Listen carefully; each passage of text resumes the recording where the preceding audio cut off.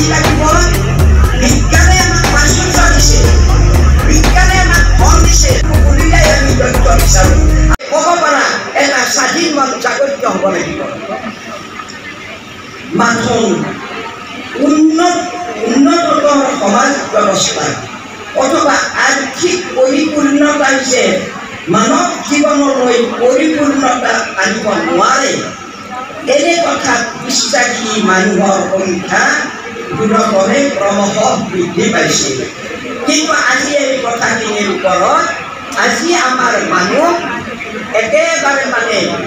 অনীহা প্ৰকাশ কৰিছে আজি আমাৰ এই বিজ্ঞানৰ সমাজত ভগৱান নিৰ্দিষ্ট ভগৱানক উপলব্ধি কৰিবলৈ কোনো আগবাঢ়ি অহা নাই সেইকাৰণে আজি আমাৰ দেশৰ অৱস্থা ভাষা সাহিত্য সংস্কৃতিৰ অৱস্থা দিনে ৰাতিয়ে অৱনতি কৰিব ধৰিছে সমাৰোহ সমিতিৰ আজি 4খন জিলা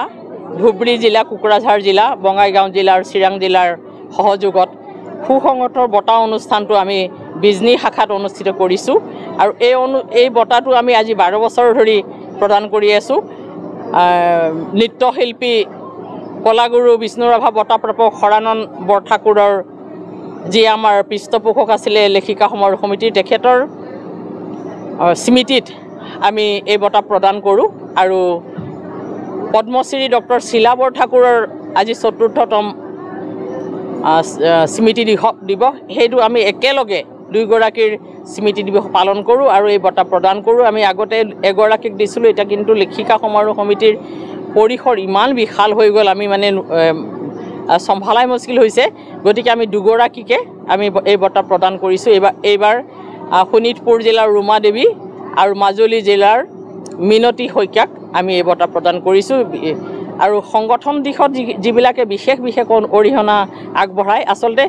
আমাৰ সকলো লেখিকাই বিশেষ অৰিহণা যোগোৱাৰ কাৰণে অনুষ্ঠানটো ইমান বহল হৈছে এতিয়া এই লেখিকা সমাৰোহ সমিতিৰ 600ৰ ওপৰ শাখা অসমৰ বাহিৰেও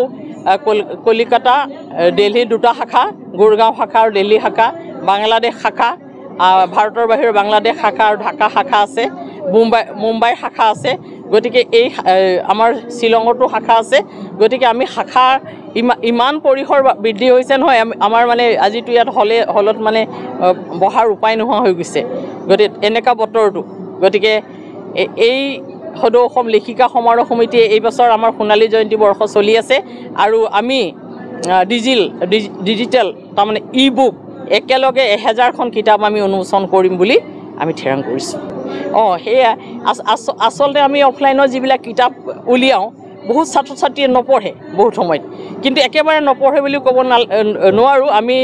নতুন প্ৰজন্মৰ অনুষ্ঠানো কৰিছোঁ আমি নতুন প্ৰজন্মৰ লগত লৈ আমি ৰাখিছোঁ আমি দুটাকৈ নতুন প্ৰজন্মৰ অনুষ্ঠান ইতিমধ্যে কৰিলোঁ আৰু ই-বুক যদি হৈ যায় নতুন প্ৰজন্মই নিশ্চয় পঢ়িব